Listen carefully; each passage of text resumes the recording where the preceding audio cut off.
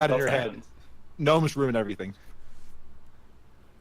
Hey y'all, it's the Frazley. It's the Blue Recluse. It's the Blue Recluse. This is the intro song for the Blue Recluse. I used to call it the Blue Cruise, but it's the... Welcome to episode 188 of the Blue Recluse. It's not the Frazley show. You might think so from this intro song, but it's still us.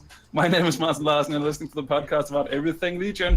It's Sunday, May the 13th, 2018. And with me today, I have Tom Knight. May the 13th be with you. I'm just going to say, if you're just one of our podcast listeners and you never tune in live, you're missing out on potentially up to 3 to 5 intros that we have to do over and over again. And you're really missing out. So that's definitely an incentive to check us out live on Twitch so you can see multiple mess-ups on the Blue Recluse. But this is take 2. And I'm not going to say what I said the first time round because that would be silly. But we're here on Mother's Day. And we're here to talk about the mother of all expansions, World of Warcraft Legion. Right, guys? Right?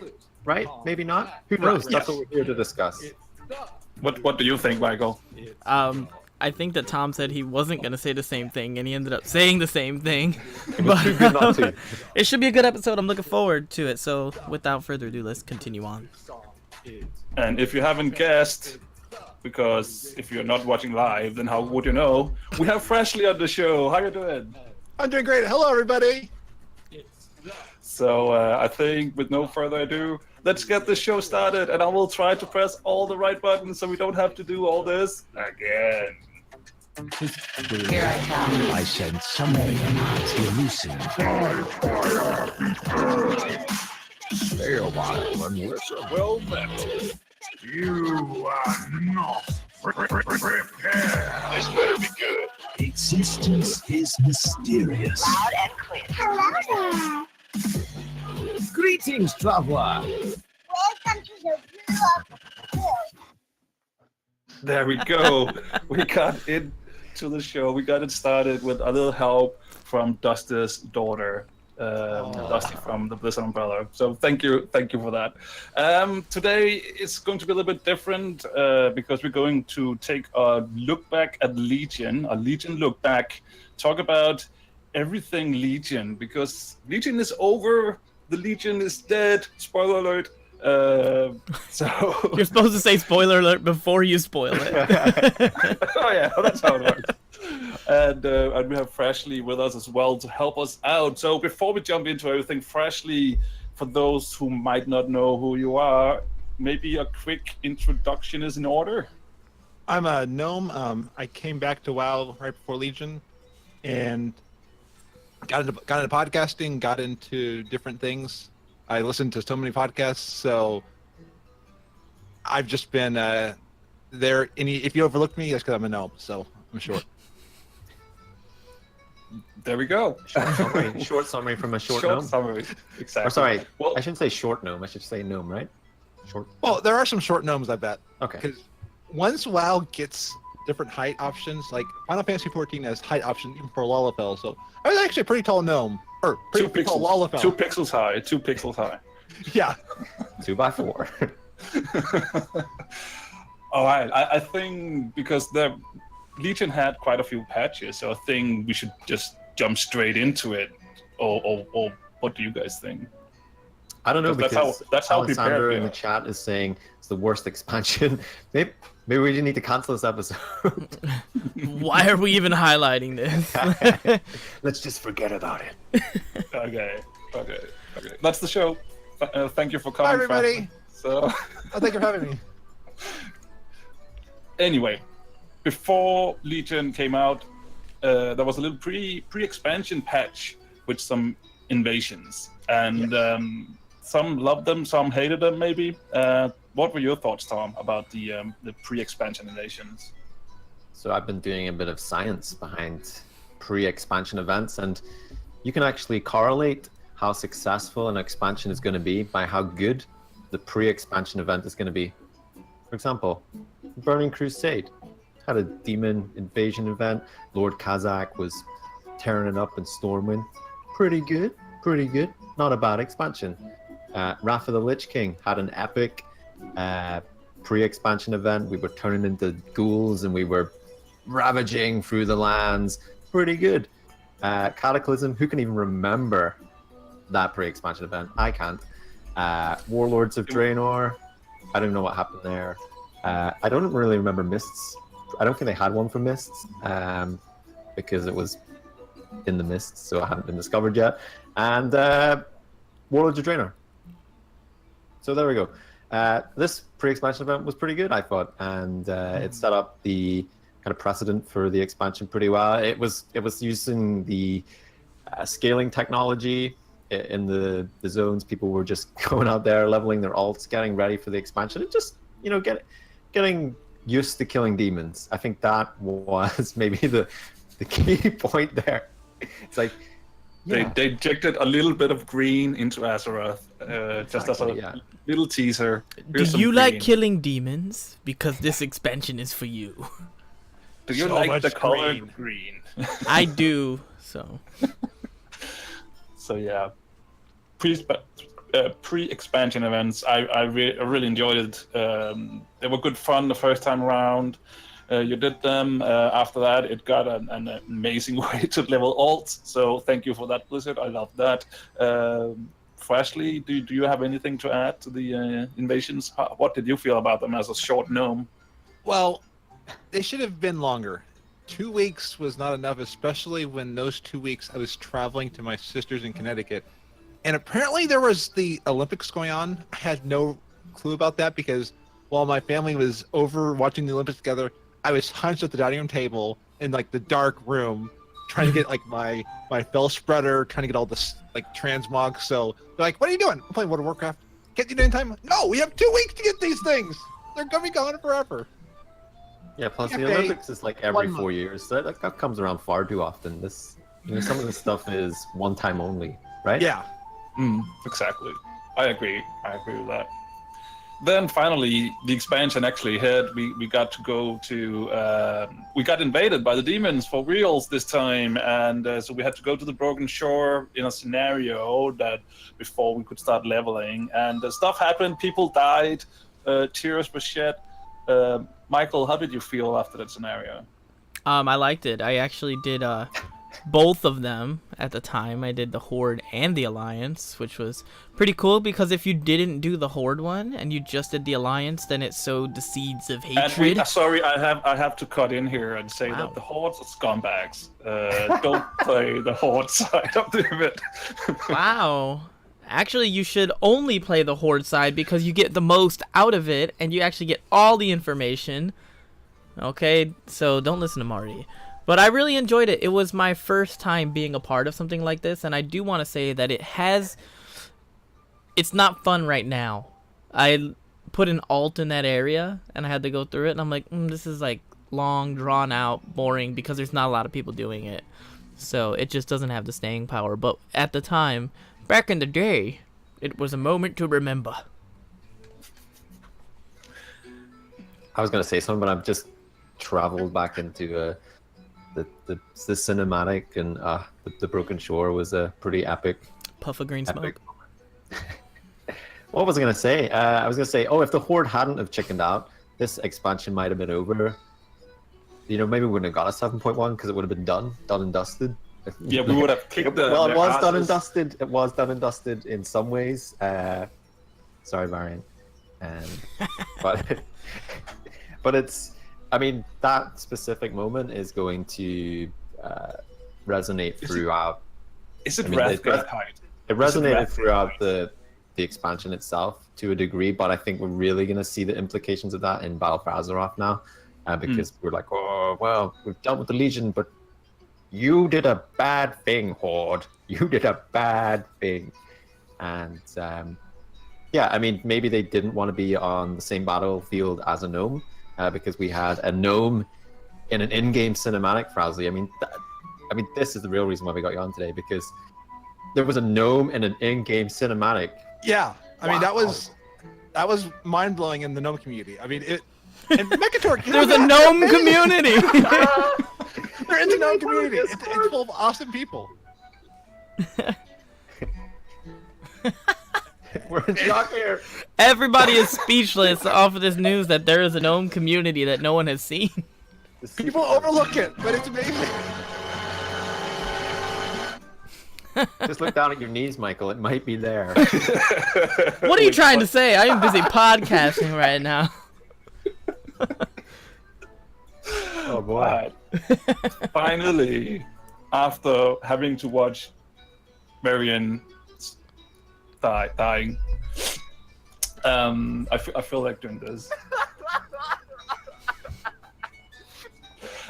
We finally got around to the leveling experience, and as something new. Normally when we started leveling in a new expansion, it's a linear story that we level through. But this time around, you could choose your own zones, something new, something fresh.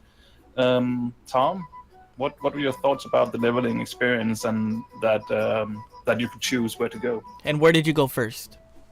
And where did you go? Ooh, where did I go first? I went to Azuna first. Yeah. Beautiful zone, and it had that obviously element of demonic invasion, but it still kept its beauty. I think it wasn't lost completely to the Legion, which I like. I like the zones where you still get the feel of the zone, but you don't lose it completely.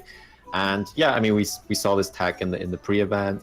We're seeing this event in the actual kind of leveling process from 1 to 60, 1 to 80 now as well. So it was, I don't know if it was more like they were testing this, and this Legion was the place to trial that out. But I think it worked pretty well with regards to everyone not flocking to the same zone, and you were just surrounded by hordes of people. And I feel like I liked how each zone's story connected into the main story overall, and it didn't feel too disjointed by starting in a different place. And I feel like that worked really well, that you weren't really hindered too much by not starting in a specific zone. Obviously, I'm not sure why I went to Zuna, because I was really interested to see Gen chasing down Sylvanas, which took place in Stormheim.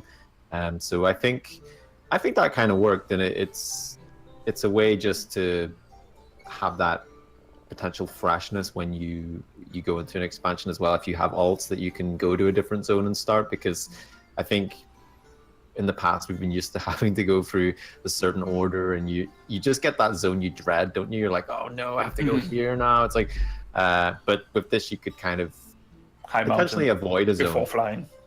before flying. I died so many times at High Mountain. Oh yeah, I mean, I liked High Mountain, and I like kind of the diversity in the zones that we got as well. And I actually think all 4 zones was really, really good. That's not. I think the only reason why I didn't like High Mountain that much was mainly how you got around was a little bit annoying. It was all the high mountains. Yeah, exactly.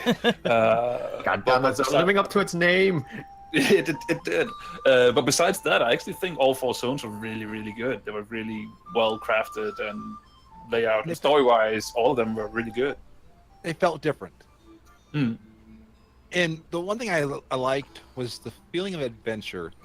Like, I remember the first time, as soon as High Mountain opened up, walking into High Mountain, and like, what's here? The unknown. And it gave you a sense of exploration.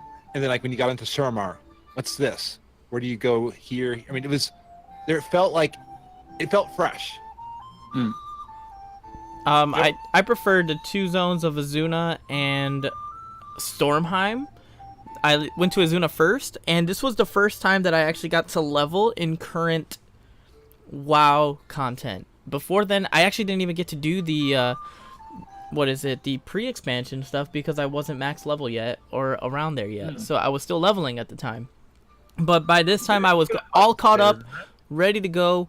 And I was really happy to jump in there, and I love Azuna because it just kind of has like that fantasy feel to it. Like, it is still, you got the dragons over there, you got all these things going on. It was a fun experience. And then I like Stormheim because I really like that Odin and Helia type setting. You know, I'm playing through God of War right now, and it's reminding me of it.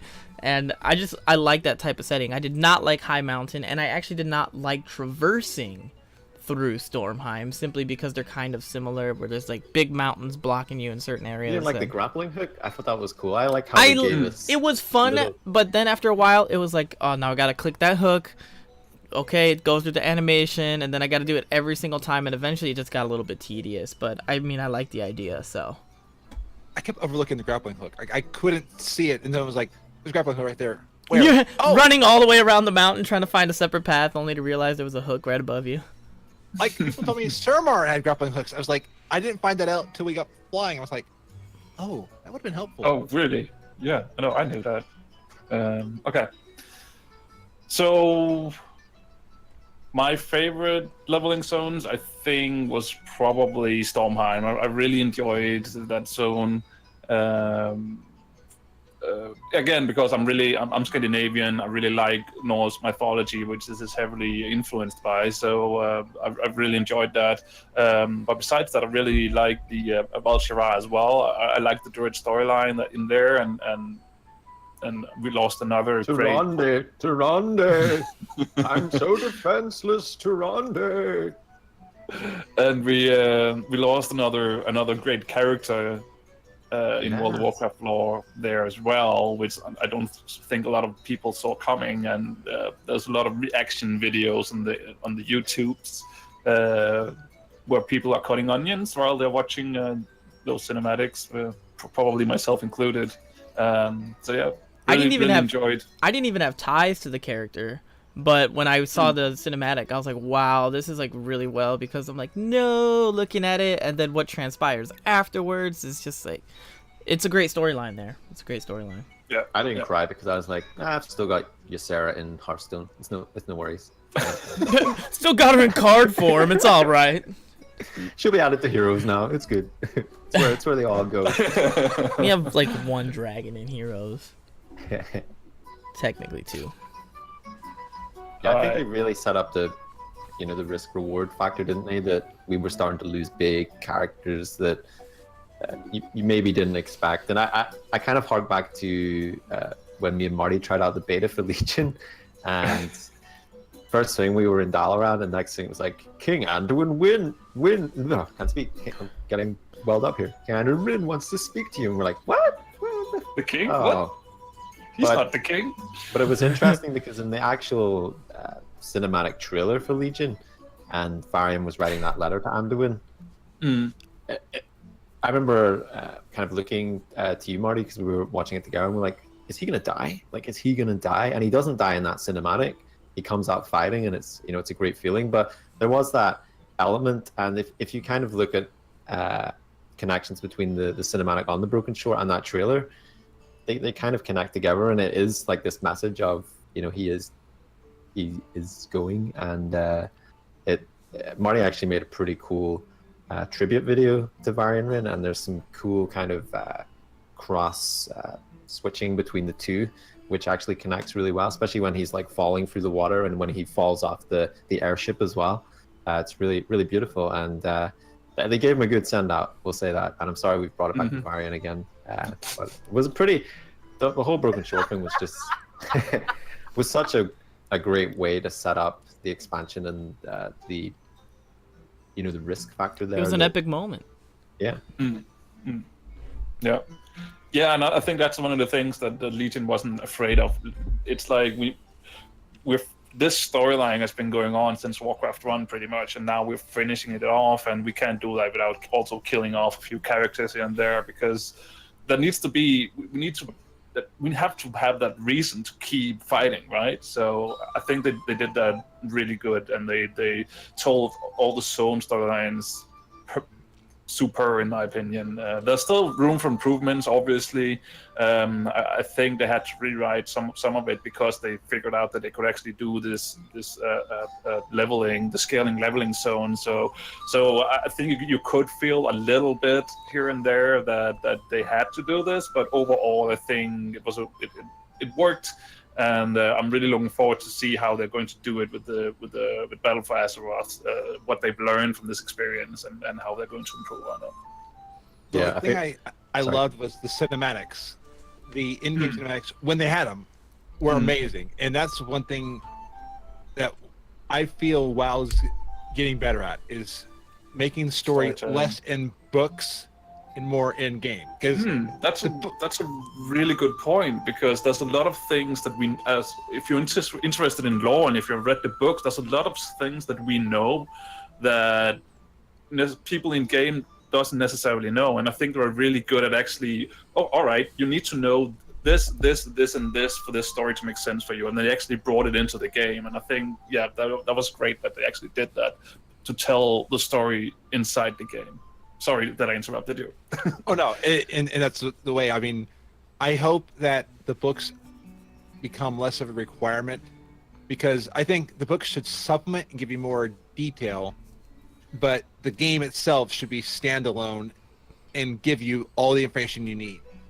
And it doesn't yet do that, but it's getting there, I think. It's a step in the right direction, definitely. So.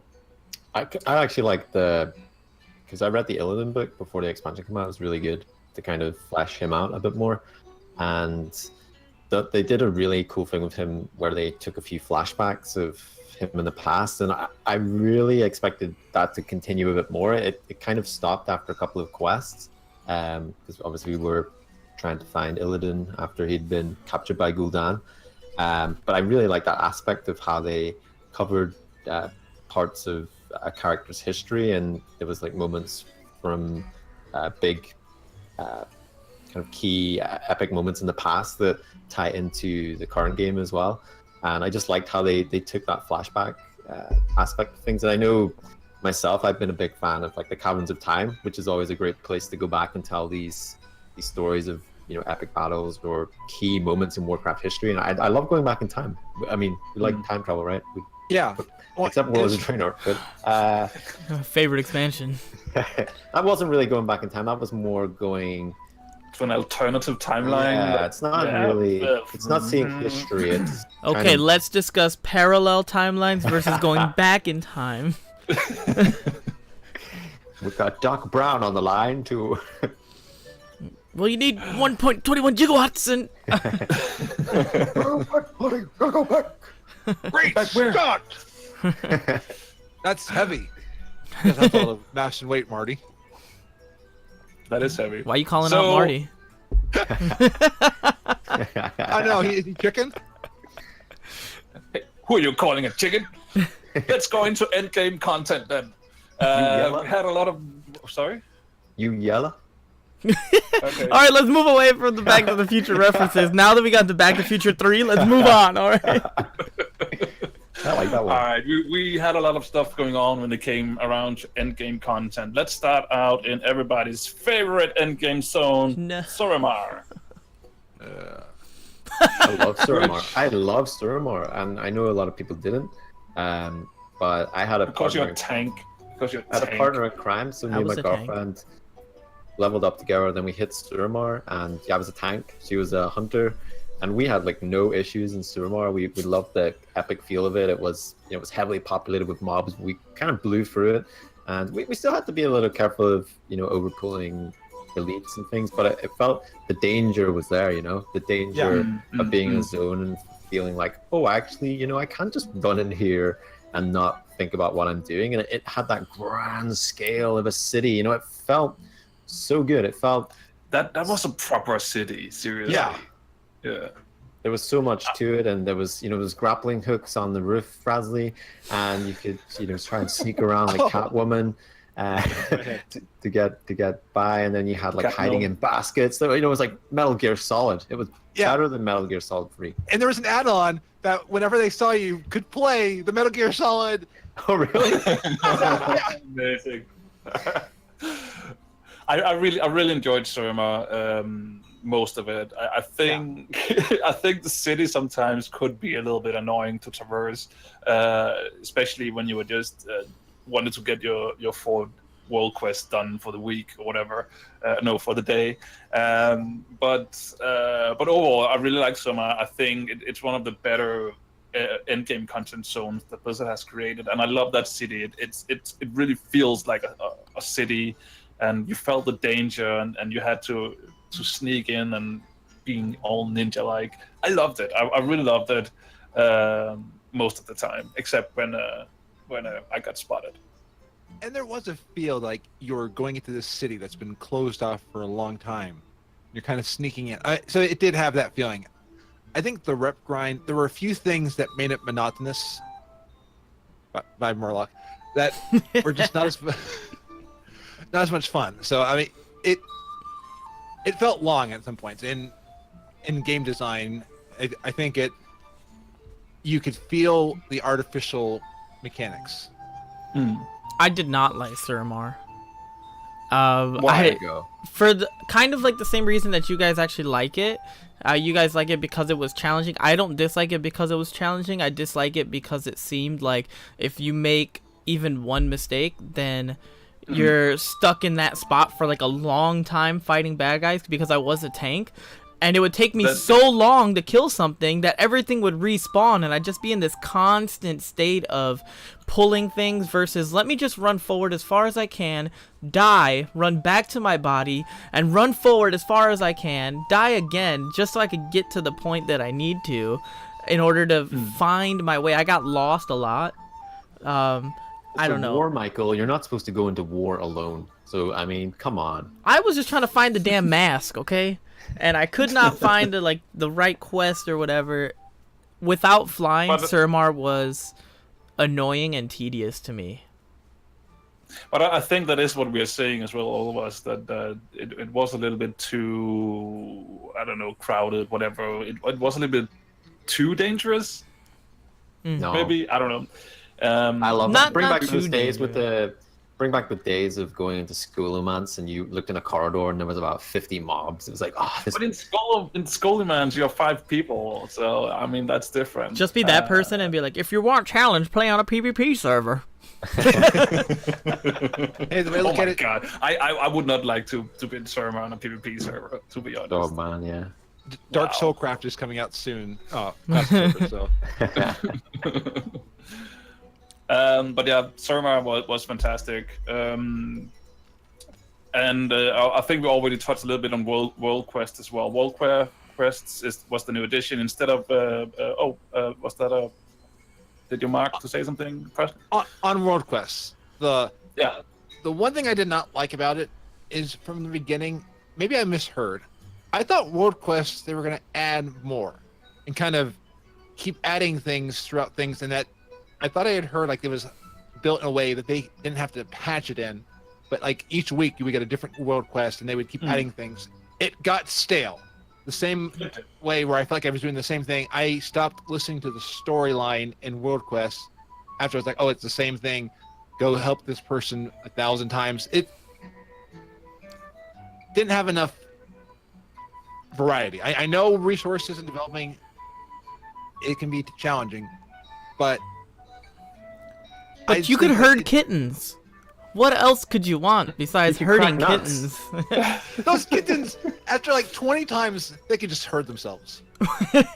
How stupid. These guns are not meant to survive, okay? They can't even find their way across the road. I know, and it's like, But if you look at what they're going to replace, they're going to replace the daily quest where you need to do the same daily quest every day. If you look at like that, I think this is actually a pretty good successor that I like more than just doing the same daily quest over and over, because with these you can gather up, like you can do it every 3 days if you want to. You don't have to be online every day. And what I like to do was that okay, I have it.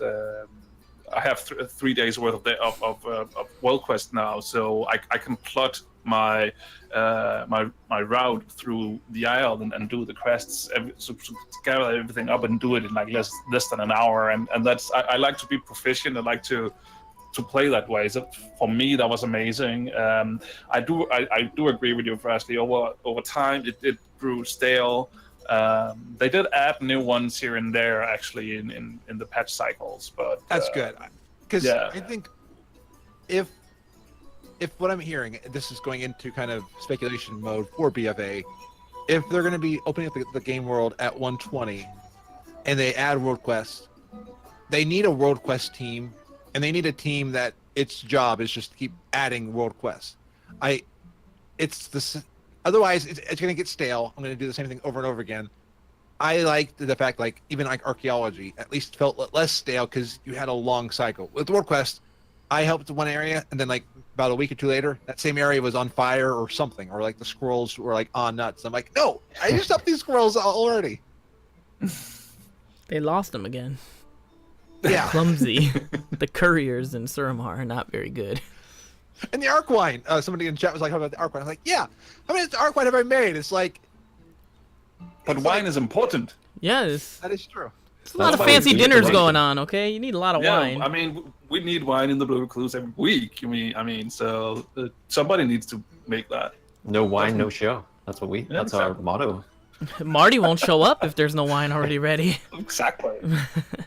I did like how it was, like Marty says, you could log in like every 3 days to do the emissary loot box rewards. So instantly it did take that pressure off of, usually with daily quests, it's like, yeah, we gotta log in every day, and maximize that. And you could go around and clear up all the world quests every day if you wanted to, but to be honest, you didn't get too much of a benefit. You got a little bit, because if you're gonna go around and do that, you get rewarded for it, but it wasn't necessary to do that. And I like the way that I just could log in one day and maybe do 2 emissary quests or 3 if I fell behind, and it really did take something off, that you didn't feel that pressure of having to log in to keep up with the rep grind. And obviously I play human in World of Warcraft, so I have a bit of advantage with rep, but I've never really found it too much of an issue, especially this expansion. I just played the game. And things unlocked, and I know there was issues with time gating, but I just played the game at, I wouldn't say a ridiculously hardcore rate. I just played it, and things unlocked at a fairly decent rate, I thought. And even the Suramar, so maybe you just gotta roll human. I don't know. That's true. I did Blood's Admiral on human. Very nice. Obviously, there was some. I think you touched a little bit on it. There was some artifact power hunt going on, and some artifact power knowledge that you needed to increase every week. I think when it comes to artifact power, nobody is like, yay, that was an amazing system, right? Especially with the fact that it was per weapon, per character, per spec. Yeah. And I never loved arms because I was like, I'm putting all this time into arms. I don't want to put time into the other ones. I think it sums it up when Michael has just left his computer right now to Just go to left the the bathroom. room. I think that says everything we needed to say about that. Yes. But we can't move Exactly. on because No, he's using the Legion Companion app. He wants to test it out and come back and tell us about it. oh, yeah, that's a good point. I actually forgot about the Legion app, which I think everyone loved, didn't they? Just to be able to pull out their phone and saying, I'm actually contributing to my World of Warcraft account. It's in my hand. I can lie in bed at night, send off the missions, and go to sleep. And I feel like that did work really well. If we have to continue down that road of having these table missions, which we had garrisons, they scaled it back a little bit more, and it didn't feel as vital to do, but there was a lot of situations where there was certain quests where you had to send out followers, and those felt unnecessary. Those felt like, I think they Why? failed on what they wanted to do in this expansion with the followers, because what they said at BlizzCon was that we'll scale it back, but what you do with your followers will actually make you go into the world. So you send your followers out, they'll come back with a world quest for you, or a quest to go here, or go into this dungeon, and things like that. That was really minimal. There were some raid quests, like every 2 or 3 weeks or something like that, where they will come back and tell you, go kill this boss in this raid. But besides that, I don't feel like there was too much of this. So I think if their goal was to make your followers come back with stuff for you to do, then they failed at it. And I would really like to see them actually do things like this, because then I think it will start make sense to still have this system in place, right?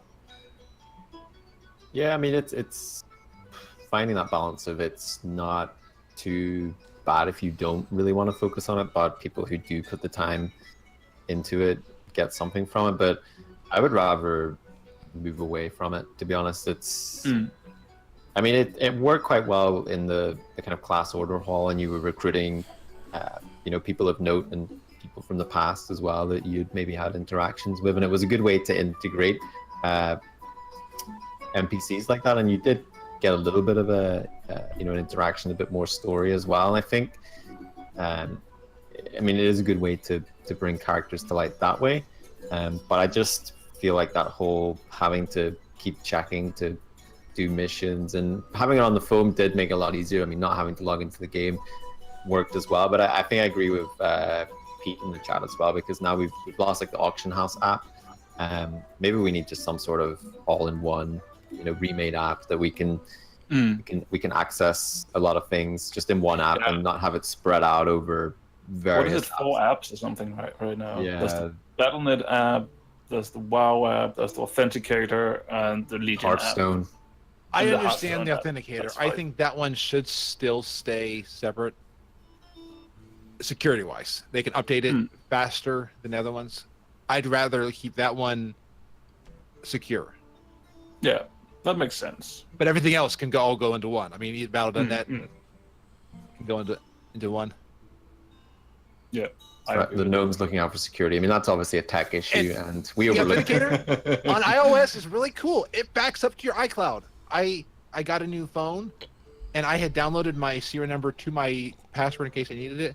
But I logged in, and this thing said, "Hey, you just need to verify that you're who you are," and it downloaded the authenticator from my iCloud account, and I was able to go right back into it. So Blizzard has done an amazing job with it. And I don't have one, but if you have an Apple Watch, you can actually approve the authenticator from your watch. Techie gnome. Apple Watch.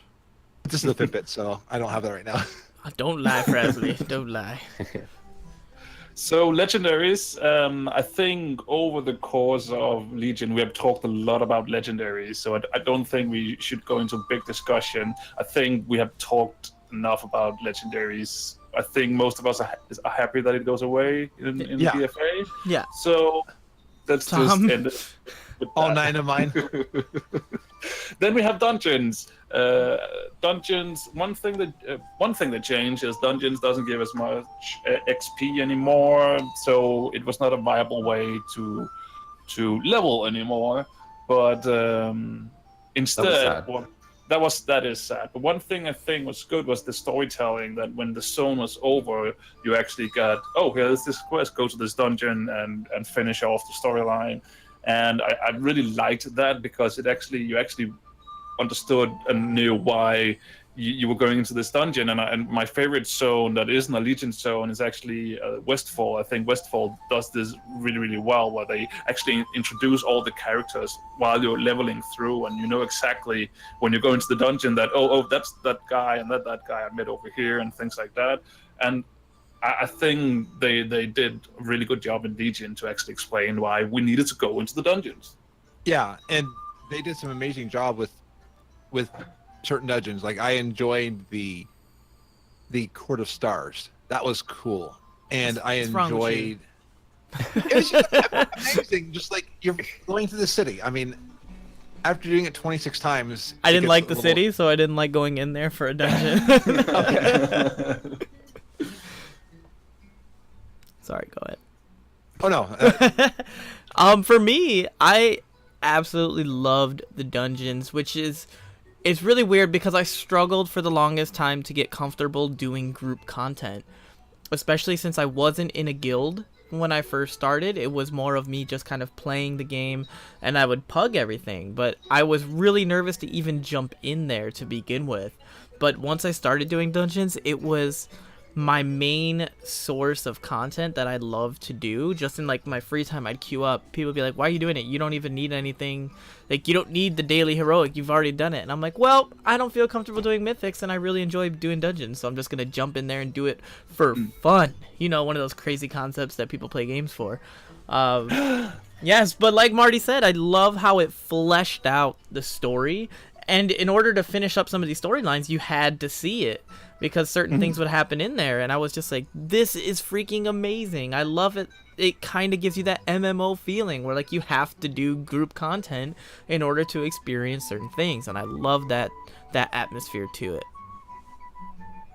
Yeah, I mean, they promised to put dungeons back on the map with this expansion, and they delivered, because previous expansions, it's been like, yeah, you run heroics every day, you just blast through them, there's no real thinking. And I enjoyed the progression of normal to heroic, and then you could start doing mythics, and then that whole process of, you know, building up your keystone and progressively getting harder as well. And that was a great aspect for players that wanted to focus on maybe 5-man content a bit more and still be able to be rewarded from that. And I to be honest, haven't done as many mythic pluses as maybe I thought I would do, but I enjoyed the aspect of just being able to team up with 5 of my buddies and just try a dungeon again and try it a little bit more challenging each time, and just have that increase in difficulty. And we had the affixes as well, which shook things up, so it didn't get too stale. And I feel like that's maybe the biggest success of this expansion. And it actually made, I don't know if you noticed, but the queue times for everyone is more or less the same-ish. Well, I think healers at the moment is getting quicker in, but even like tanks have a little bit longer queue time now than they usually did, because I think what the Mythic Plus scene did is that we actually have more tanks out there, we have more healers out there, so even as a DPS, it doesn't take too long to get into these dungeons anymore. So I think overall, yeah, Mythic Plus, big success, right? I did want to touch on one thing that I see in the comments, which is somebody getting burnt out on dungeons when LFG became a thing. And I know it's been a constant battle pretty much since that feature has been implemented in the game about how it should not be in the game. But as somebody who has a lot of hesitation towards interacting with people that I don't know, especially in an environment like World of Warcraft, where the game has been around for 13 years and people have been playing for the entire time, and they expect sometimes everybody to know everything about the game, and I wasn't that type of player. I would not be into World of Warcraft the way I am right now if LFG and LFR weren't a thing, because they gave me the confidence to jump into something a little bit easier, especially in Legion, where some of those older dungeons, I love their style because they're like grand in scale and they're twisting mazes and things like that. It feels like you're on an adventure, but these are kind of scaled down a little bit more, and it's like, here's where you need to go, blah blah blah blah blah. That got me into the game and pushed me towards actually interacting with people in a way that I wouldn't probably have done, and I probably would not be playing World of Warcraft if that wasn't a feature. So that's kind of my little input there. I understand the reasoning behind like LFG not kind of being like a thing, but for me, it helped me to jump in and enjoy the game as much as I do now. Mythic Plus is still not part of Group Finder, though, is it? You still had to, and I like how they struck that balance of people that kind of maybe didn't agree with Group Finder as much, and you kind of had the aspect of forming your group again, which developed a little bit more of the social aspect that we lost with the Group Finder being introduced. I have to agree with all that. Yeah. Speaking of Group Finder, the first raid that we jumped into was the Emerald Nightmare raid. So a quick, just everybody who actually, what max difficulty that you rated on, Tom? Looking for, what is it called? Looking for raid? LFR. LFR. Looking for it. Yeah, and I know you did jump into a quick normal. Oh yeah, we did. Yeah, actually, the first kind of month or so, we did a couple of bosses. It felt good just to do that, even though we sucked. Michael? LFR? I did LFR. I was not comfortable enough to do normal. Frazley? I did LFR to begin with, then I did a normal with a guild. We did one heroic, and then after it was no longer the first raid, I think I did Mythic at one point. And he soloed it on Mythic, I heard. Yeah. He's a gnome. He just like walked under their legs and. Yeah, no one saw me. We got up to Mythic. I can't remember how many bosses. So, but we didn't. I don't think we managed to complete it in time for the next raid. But we did get into Mythic, and I think the Emerald Nightmare overall as raid, I really enjoyed it. I thought it was a good raid. Again, it's Druid lore. I love Druid lore, so I sort of knew that I would love this instance. So I think it looked amazing. I love the visual aspect of it. It was my first time in like a real, like, even though I was doing LFR, I mean, it was my first time like in a raid environment besides just one-shotting old content. So I found it to be really cool and stressful, but really cool. All right, and all that was the main game. That's the main content for the game right off the bat. And I think we've talked for 45 minutes now, and we still have all the patches to go through. So I think we'll go through the patches a little bit quicker. But I think when you just look at the main game, it's an amazing amount of content that we have gotten in Legion. And I mean, just this alone is worth the money, right? That initial buy. Definitely. Yeah. So yeah, that was good. All right, let's quickly run through the patches, because in 7.1, I think I'll just run through everything, and then we can just talk what we want to talk about. So Okay. 7.1, we got Karazhan. Return to Karazhan. A lot of people were looking forward to that, me myself included. The Nightfallen Insurrection quest, the quest in Shormar continued. They added the Trial of Valor raid. The 3 extra bosses, and there was loads of class balances going on. So, Tom, 7.1, what's the highlights for you? I think it was great to go back to Karazhan. It was a fan favorite, and there was quite a lot of fan service going on in this expansion, but I'm okay with that because I'm a fan. And there was a nice twist to Karazhan as well. I feel like they revamped it really nicely. It didn't lose its soul. And there was some cool kind of Alice in Wonderland stuff going on there in the second part of that, and it felt good, and it felt like it was supposed to be there as well, because there's the legions. Prince Malchazar was kind of ruling that roost for a while, so it felt a good time for it to come back, and I like to get dungeons revamped, and especially when they don't detract from kind of the original flavor as well. And there was some nice little touches with like NPCs casting spells, names of Hearthstone cards, for example. There was lots of little Easter eggs you could take away from that as well. Yeah, I loved this instance. I think a lot of people were a little bit frustrated in the beginning that it was a mythic only dungeon, and it was fairly hard, but in later patches they made it so you could actually queue up for heroic as well. It was a good challenge. It was a great challenge to go back to, and I mean, when you raided Karazhan back in the Burning Crusade, it was quite a challenging place to go to, and you kind of hit the wall in places, and I feel like they captured that initial essence as well, because we went in and wiped a few times on bosses. There was a bit of a long run back to bosses as well. It just had that bit of old school, feeling to it, and I definitely like that nostalgic feeling. Michael, do you have anything else to add to 7.1? Likewise, Karazhan. It was great to be able to experience it because I wasn't around when it was released before, so it was really cool to experience it. And as a tank, I felt bad because I got plenty of groups lost along the way and had no idea where I was going. So, and if I'm being completely honest, I still don't know. I would also like to throw in the Trial of Valor raid. I only did it on LFR because I heard the horror stories of it was pretty darn difficult once you try to get up there. But I really enjoyed it. I like the aesthetic. I like Helia. And it was my first real time having to do, even in LFR, like real mechanics.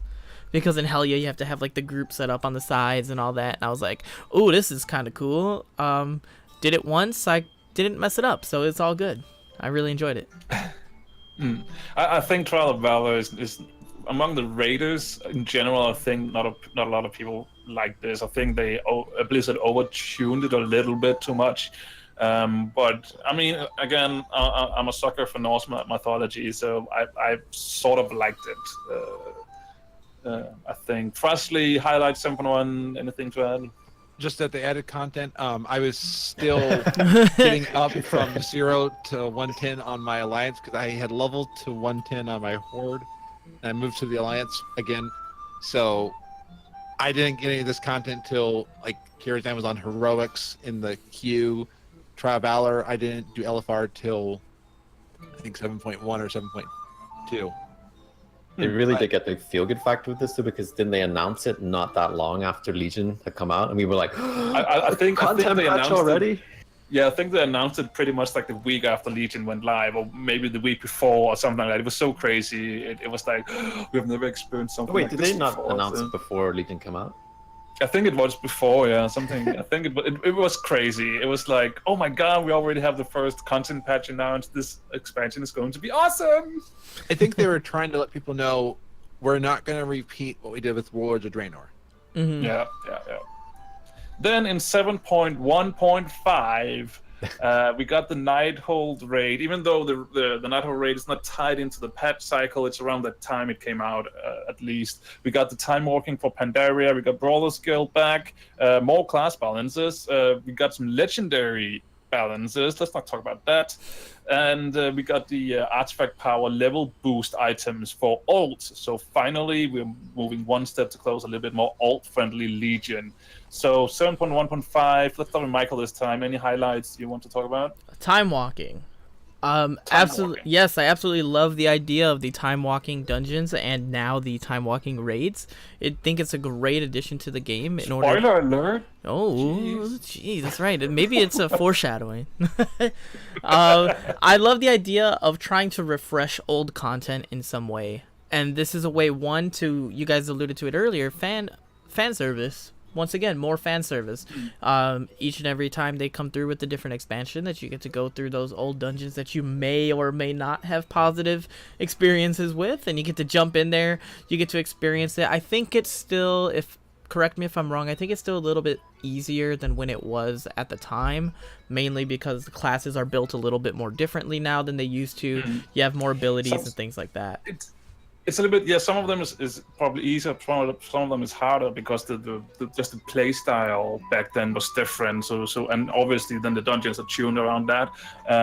So I think especially in Warlords of Draenor, I felt like some of the time walking dungeons were a little bit back then was a little bit harder because the play style was different. I think I don't know if they maybe have balanced them a little bit more or something now, because I definitely feel like it's easier to do nowadays and just jump in and have a good time.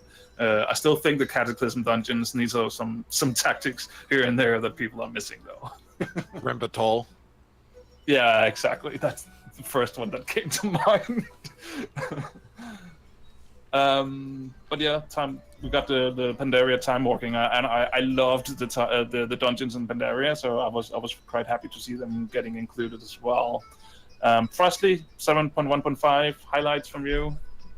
I really like the time walking again. Speaking as somebody who, because of different things in life, wasn't able to do some of these things, current content.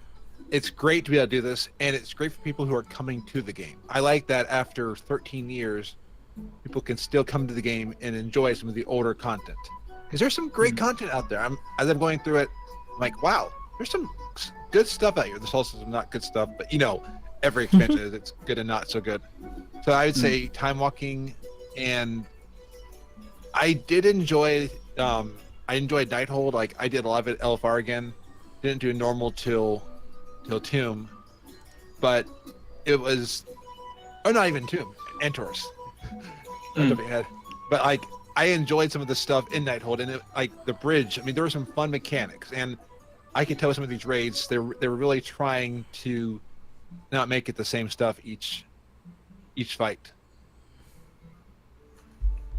Thomas? Yeah, I mean, I don't really have too much of a fond memory, but I know with the introduction of Nighthold, I think I went in there a few times on looking for raid, and just that aspect of having a big bad to kill. And Gul'dan was somebody that I thought, are we gonna take him out? Is he gonna survive again? Because he's a kind of been around slippery. since the end of Mists. Really, he's made that emergence again. No, wait, confused. No, and a Warlord. Sorry. What am I on about? It's because you guys talk about time walking, Pandera. Let's do the So yeah, time Sure. It had that feel of, you know, this guy, you know, he's took out Varian. You know, we want to get our revenge on him, and I think a lot of people are looking forward to this dungeon to get in there and yeah, kill him. and a great It felt so good. symbolic reintroduction almost of Illidan at that point with the kind of cinematic. And again, Frazley said about earlier about kind of the in-game cinematics, and that is one feeling in this expansion, that when something cut to a cinematic, you got very excited because you're like, Yeah, Just- I remember every time I cinematic, I was just leaning back and just wanted to. I'm going to enjoy this so much. and we've had such an increase of them in this expansion that just really great way to like those moments that need to be impacted, and like Frazzy says again, they've got so much better at portraying those in game. And just Big so- shout out to Tara and Gregory, by the way. Yes. yeah Fellow gnome. it's just such a great way to demonstrate epic moments. I remember like playing Final Fantasy VIII, and when there was like an FMV of like certain moments, it was such a rush. Even though you're not playing, you're just watching. It's such a rush just to see these events unfold kind of beautifully in front of you. And I feel like that has been a big like tick in the checkbox this expansion that I'm looking forward to seeing more of as well. That's Yeah. one thing Final Fantasy 14 does amazingly well. I played that in my non-WoW time. Everything had cutscenes. Whoa, I mean- whoa, cut it off. Go. No, we don't talk about other games here. Oh, okay. Yeah. Yeah, I don't have too much to add. I think the Nighthold raid was a really good raid as well. It's probably one of the better raids Blizzard has ever done. I find it interesting that Brawler's Guild, it came back, but I mean, I didn't really hear anything more. I haven't really done too much about it. Well, you know the first rule. You know the first rule about Oh yeah, Final you don't talk about it. Don't talk Sorry, about it. okay. Sorry. Let's move on then to the largest patch ever. That didn't feel like it. 7.2 came out, and it brought the assault on the Broken Shore. We finally went back. We had taken out Gul'dan and gotten our revenge, and we were ready to go back to this scenario where we fought our way back to the Broken Shore and created a stronghold there. Every class got their own quest for mounts. We got the class challenges in the Mage Tower. We got the Broken Isle, brought back the invasions. This time all the Legion zones could be invaded. We got a new dungeon, Cathedral of Eternal Night.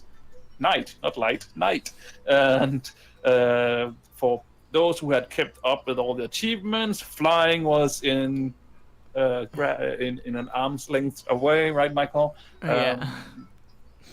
And we got the reputation rewards beyond Exalted, so you could keep earning reputation and gain rewards that way. And we got the Transmog set tab now as well. Frazley, let's start with you this time. What's your highlight of that patch? My highlight was one, the flying. It was fun having something to work toward. I enjoyed the Broken Shore as well, and the class quest. It was fun having something. I did the warrior class quest. I still need to do the other classes, but it was fun having something that was unique to my character. It was I great know to get my- another horse as a paladin, right, Michael? Yeah. Epic. I also think, Michael, that we have something else to complain about when it comes to the Broken Shore, right? Yeah, not just flying, but there was a certain archmage that was kind of douchey when it came to gathering nether shards and all of that. The Khadgar questing was a bit much for me. It was kind of annoying. It felt like filler, and they released it over the course of like, here, this week you get to do this, and then next week you Kill get to do 100 that. demons. Yeah, and then kill 100 demons twice. Let's not forget that. It was like the first and the last thing you did. Like, oh, remember those 100 demons you slayed? They're back from the Twisting Nether. We need you to get them again. It was kind of annoying. It when I look at it on paper, like, that is a good amount of stuff that they introduced in it. But when you're actually in game and you're dealing with it, the mounts, depending on your class, would determine how interested you were in them. Mr. Bitey. It's just another horse for me, which is actually my most used flying mount right now. So I guess I shouldn't be complaining. I like that mount. I know Tom is disliked the paladin mount, but I really enjoy that mount as well. I really love it. I'd happily trade you, Tom, so you can get my priest mount, the bloody owl. If I'll can take get it. you, I would take that every day of the week. And I Yeah, I dyed in think that- purple.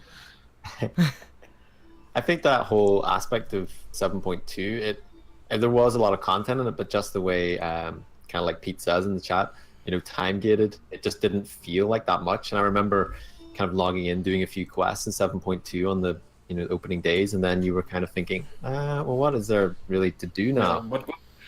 I think they sold it, the way they sold it, it sounded so great, and it sounded like, oh, then you can decide where you want to, how you want to upgrade the owl and stuff like that. And then all of a sudden you realized, oh, okay, so all the buildings are getting torn down again. So you can start over. It was pretty lackluster. That was no especially- story at all. Only Alliance had a storyline, right? Well, especially because of how they built up Suramar, and say what you want about Suramar, I feel like they unfolded that a lot better than how they unfolded kind of in 7.2. And yeah, we had an Anduin cinematic as well. Again, talking about the cinematics. Quest line, yeah, and kind of him going back to where his where his dad perished. He was there with the dustpan and brush, just take him home. Well, Maybe That was good sound effects. picked up Tyrion as well.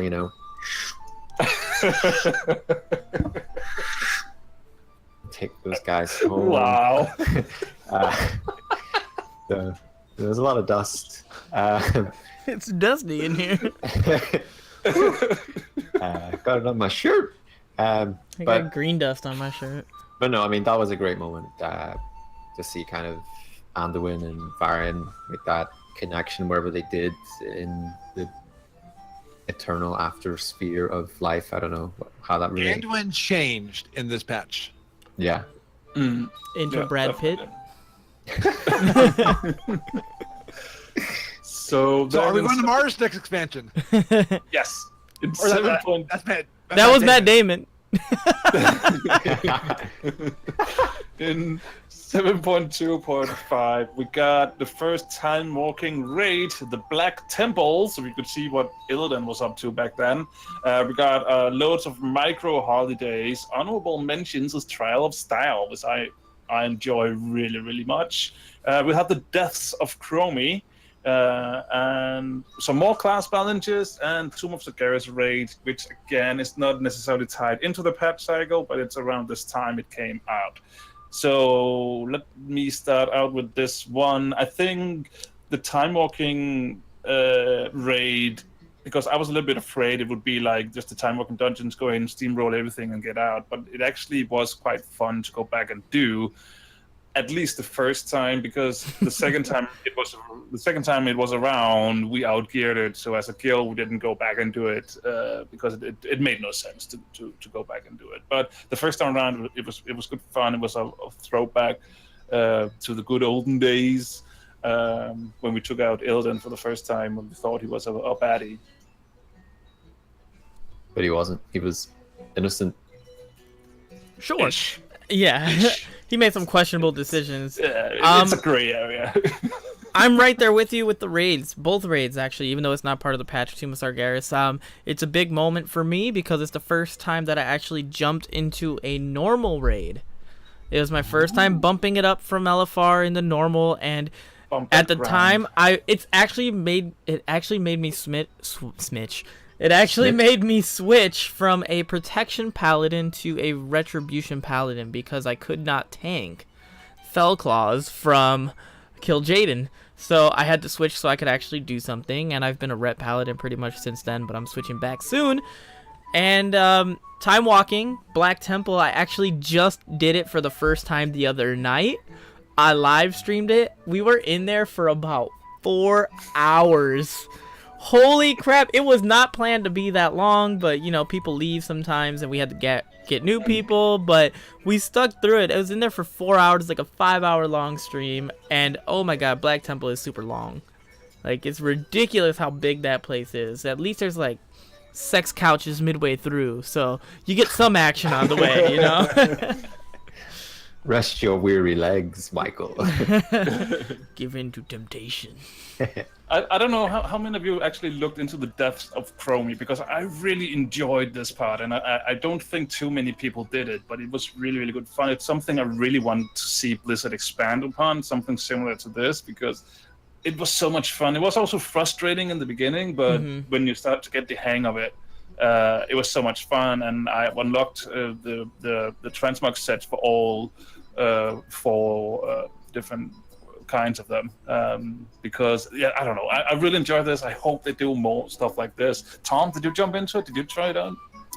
I didn't finish it, but it definitely had that aspect of a roguelike, going through, dying, failing, upgrading, and just that process of trying to do things differently and the most optimal way of completing it. And again, bit of time travel done right by Blizzard, and it was a nice little mini game. I feel like just to drop in there, especially in a between patch, and it was something different, something unique as well. And there was kind of lore tied into it as well. And I really do want to maybe finish that before the expansion ends, because there was some nice little things you could look into there as well about kind of going back into certain parts of Warcraft history. And yeah, definitely a surprising addition, I think.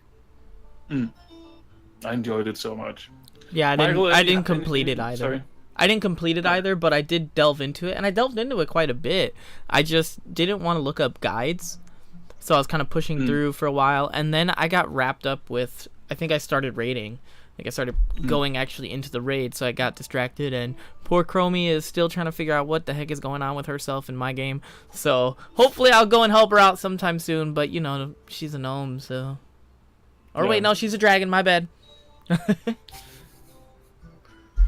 Frazley, any highlights from 7.2.5 you want to mention?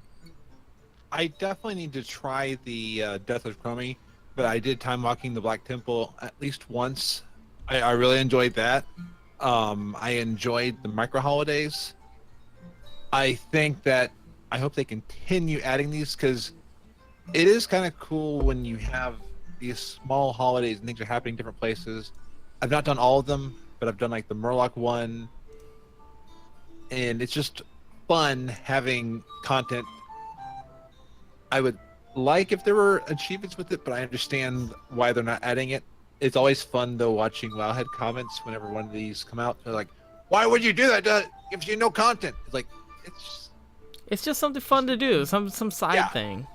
I would love to see the perspective of this on role-playing servers, because I feel like that is where it maybe might be embraced the most, because it's role-playing is created content from yourself, and there's no achievements or cosmetics tied into that, and having these little events change the world on a regular basis, I feel like it could be utilized maybe more there. And I think it's good to throw back to the role-playing community as well, because it's something I did for the first time during this expansion as well, and I actually had a lot of fun with that, and it's something I'm looking to maybe explore into again.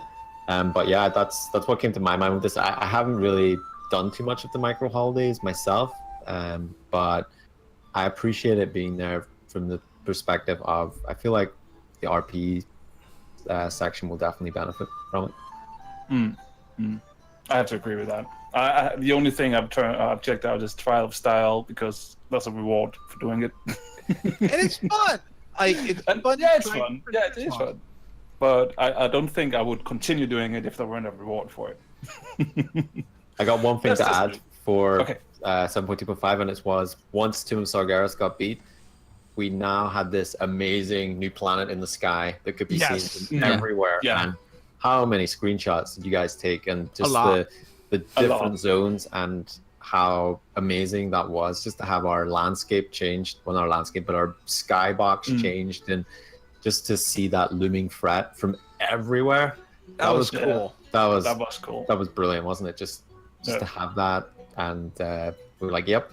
Like looking up the sky, going, "Yeah, we're going there next. We're going there." The only thing I did not like about that, and I'm glad they changed it in 7.3, as soon as the final wing of LFR opened up, we got Argus. Yeah. I wish they had done what they did, and I'm glad they did it with 7.3.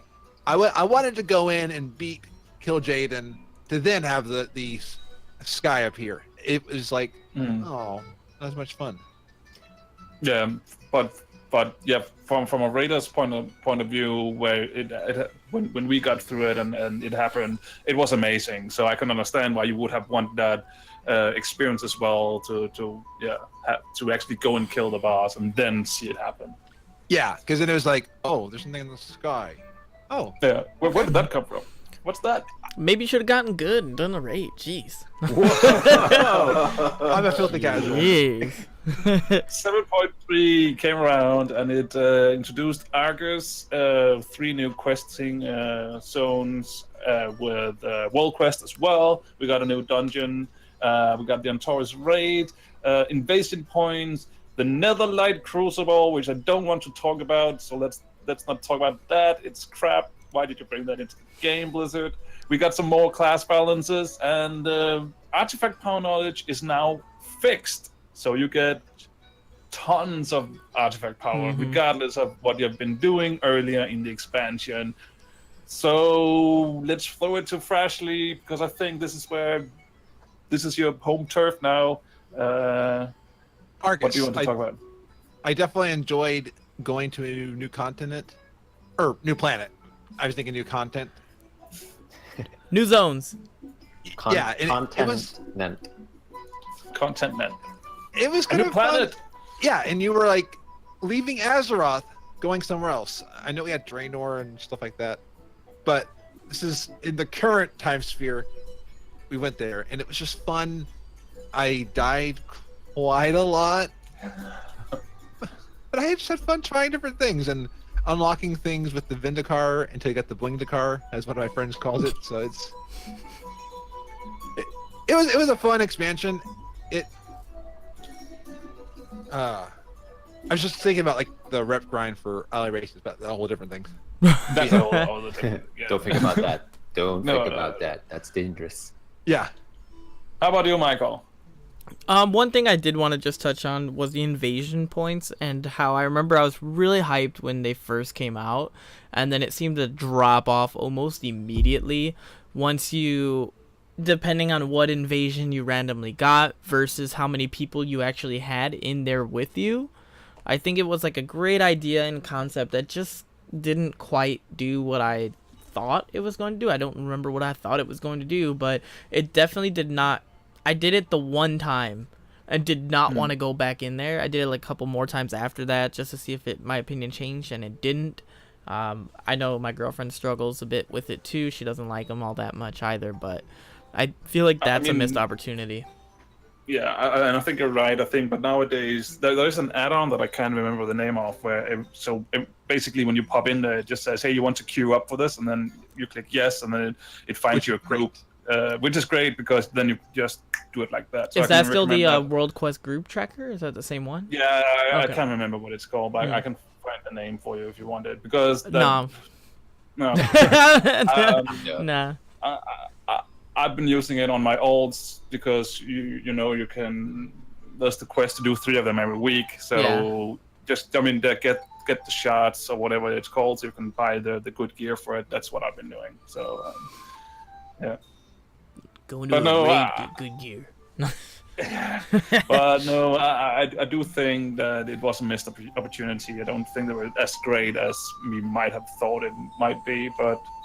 Well, and invasion points were supposed to be different planets. I just felt like I was going into this room with set dressing around it, and it just felt like we were going into the same area. It would have been fun to have like different planets and like maybe even like skyboxes around it. Yeah, I was thinking that. Yeah. See things, but you can't get there. Tom? I feel like He hasn't played since this patch came out. I haven't really played too much of 7.3, but I feel like Argus could have been an expansion, and it feels like I wonder why we didn't have that kind of aspect. I know they want to tie up the story, but it was pretty grand to be set foot on another planet, and see Azeroth in its glory. And again, I'm talking just about visuals here, but you kind of see the box in this kind of endless terrain that you can't get to, but just the art style that they used in Argus to make it seem like this huge planet. And I feel like I'm a bit sad that we couldn't get maybe more of that, because I feel like we've been waiting so long to get to Argus and play the Legion on their home turf that it's wrapped up in a patch, and it feels like it's done and dusted maybe a bit too quickly. But I know people were getting tired of seeing green, and maybe having another expansion full of green stuff would really not go down too well. But I think like visually how they managed to make kind of a couple of zone area feel like a planet, they really did that well.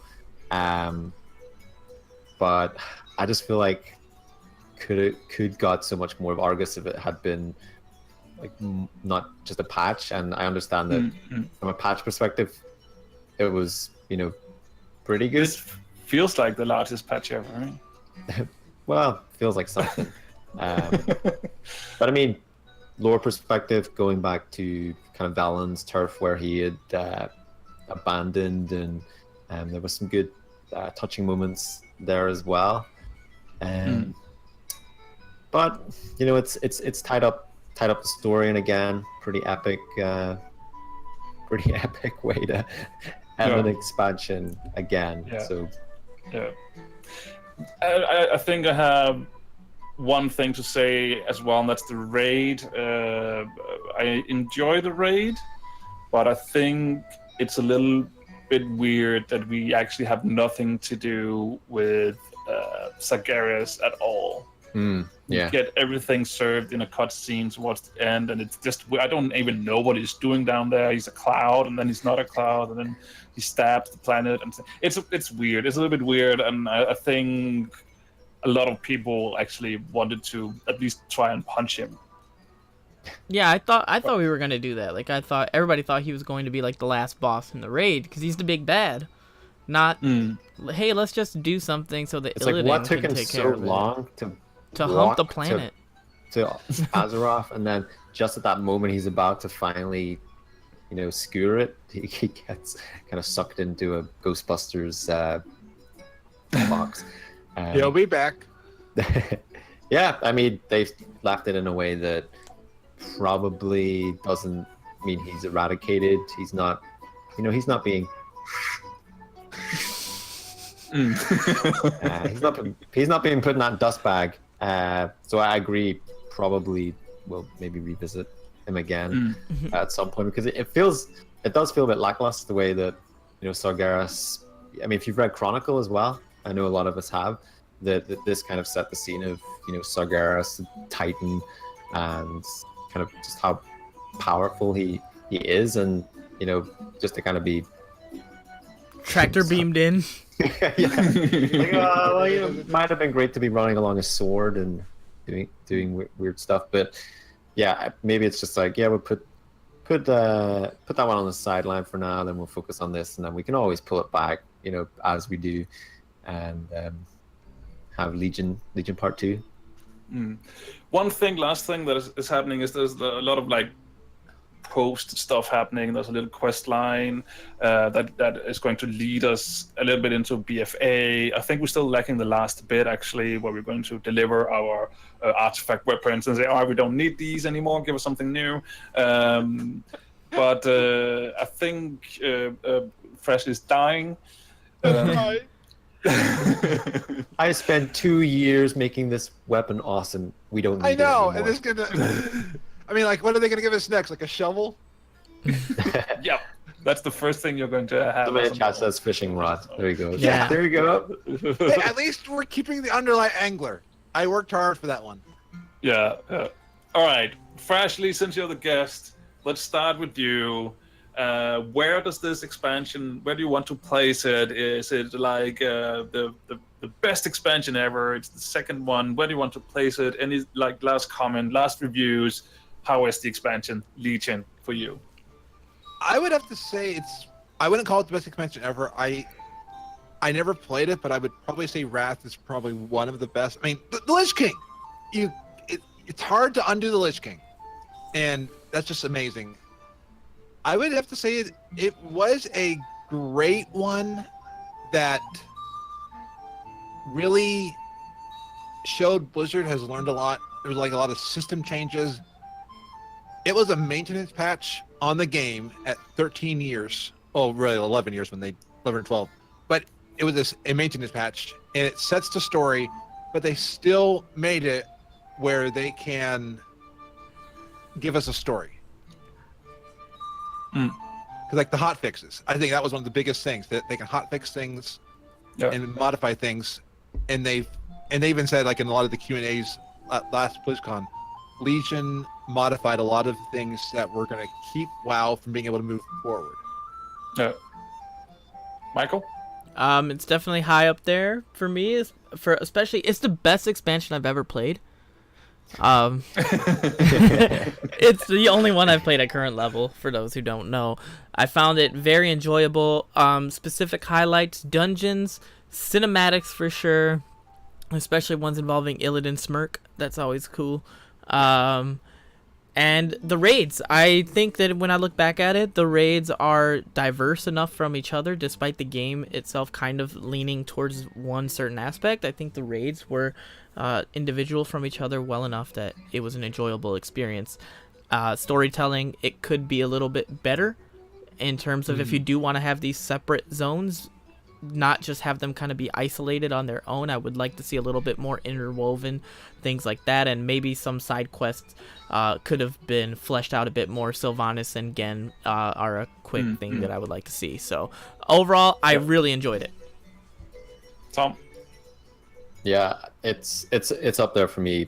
It won't probably ever take Wrath off the top spot, but there was that whole aspect of just knowing who the big bad was and working towards that, and just slowly progressing through kind of our world, a new world as well, and just having that danger and those figureheads like going, and then we're like, Gul'dan, we're coming for you, and then once Gul'dan was taken care of, it's like, Sargeras, we're coming for you, and it was just a strangely a nice feeling about that, about building up to taking down this massive threat. And I mean, it doesn't really get much bigger than taking down the Legion, and I still maybe think there's something we're maybe missing with that with regards to the Legion. I just remember going over to the Broken Shore Isle before 7.2, and there was a warlock there, I think it's Drakfar, and he just says to you, like,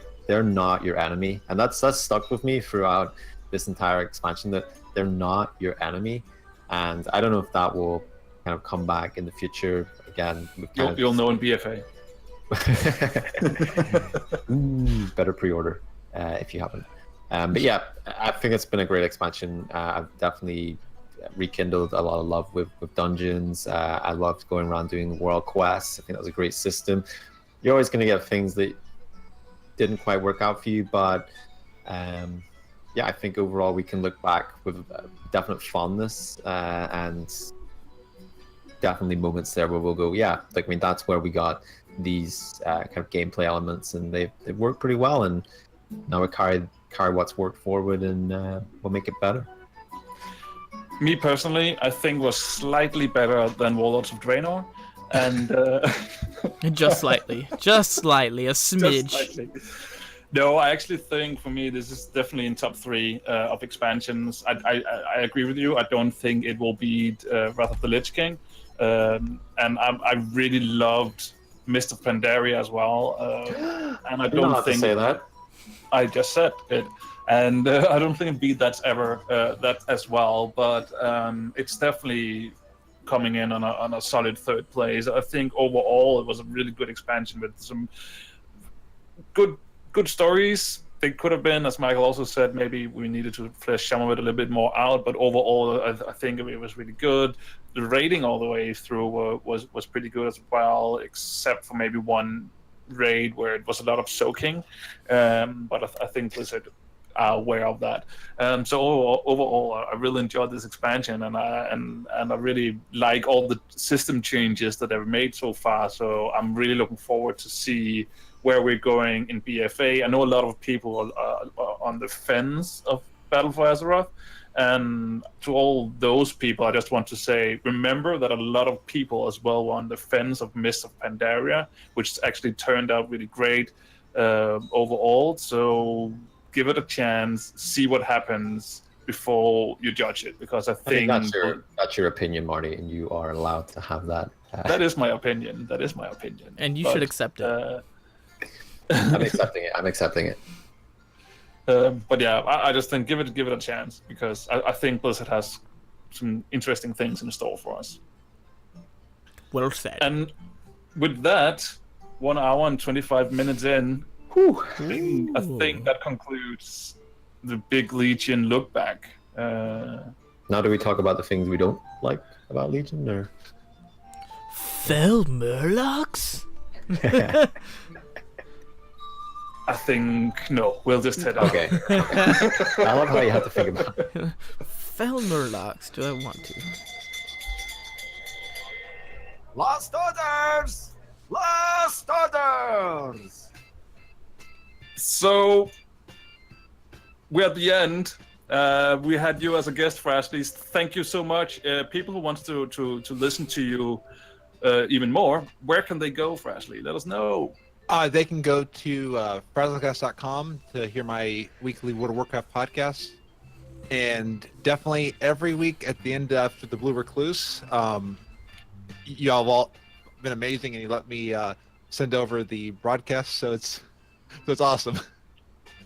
It's always a pleasure. We're always like sitting and giggling, trying not to giggle into the microphone when they're going on. So thank you. Just keep that up. Obviously, for those who are listening live on Twitch, stay around, because after the show we have the Frazley report as usual, but we will do it live. That was surround sound. Live. So- Live. Let us know your thoughts about anything we talked about on this episode, or if you have your own questions, feel free to contact us. Tom, how do people do that? You can email the show at thebluereclusepodcast@gmail.com. Find us on social media. The Blue Recluse, we're pretty much on them all, except MySpace. We had to close that account. Come on over to the bluerecluse.eu/Discord. We're usually chatting about Blizzard games. We usually have, the best part about it is the part where people post freebies, free games that they find around the internet. That's the only reason why I'm there. We're on Patreon, patreon.com/the Blue Recluse, and you can find all that information over at thebluerecluse.eu, so basically just don't worry about what I've just said. Just head over to thebluerecluse.eu. You'll find all the links there. You'll find Frazley stuff too, because that's just how we roll. And with those words, I think there's nothing more to say, but thank you for listening. Frazley, I hope you're ready, because in a few seconds I will press all the wrong buttons and we'll have to re-record this a few times. Okay. We'll do our best to do it live in just a few seconds. So thank I believe in you. I believe in you too. So thank you guys so much for listening and watching if you're on Twitch, and see you guys next week.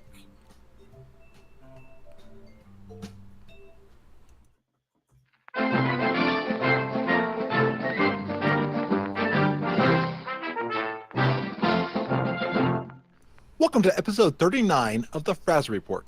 I am Frazley, and I'm here to deliver your weekly World of Warcraft news. We are recording this on Sunday, May 13th, live on the Blue Recluse. If you're hearing this on the Frazley Report feed, then this is a rebroadcast.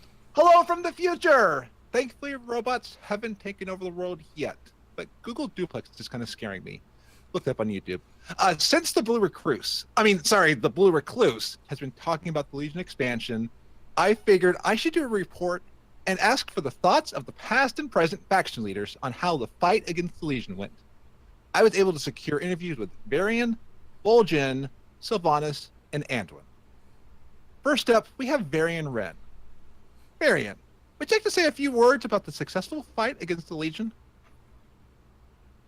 Varian? Varian? Has anyone seen Varian? Come on! I had this broadcast scheduled for months, Varian. I'd like to give you a piece of my mind. Schedule an appointment and then not show up?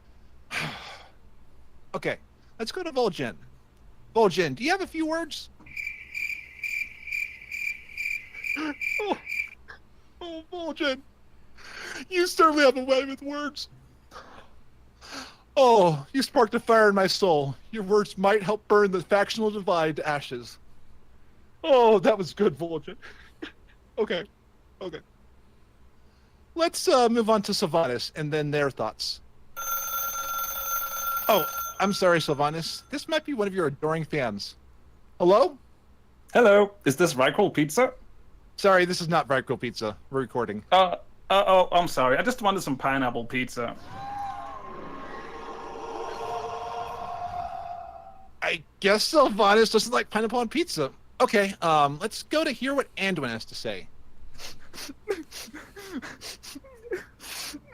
Anduin, do you need a moment? Okay. Well, I tried to get the thoughts of the leaders on this broadcast. I did my best. Oh, okay, phone again. Hello? Who did I give the studio number to? How did you find this? It was in a plain text file at Twitter's HQ. Ah, okay. What are you calling about? Well, is your refrigerator running? Get off the line! My refrigerator doesn't run anymore. It has plantar fasciitis. This has been the Frazley Report. I am Frazley Sparkspan. You can find the show at frazlreport.com. Until next week, be awesome. Not another one! This show is brought to you by Dragon Powered Studio. Find more at dragonpoweredstudio.com.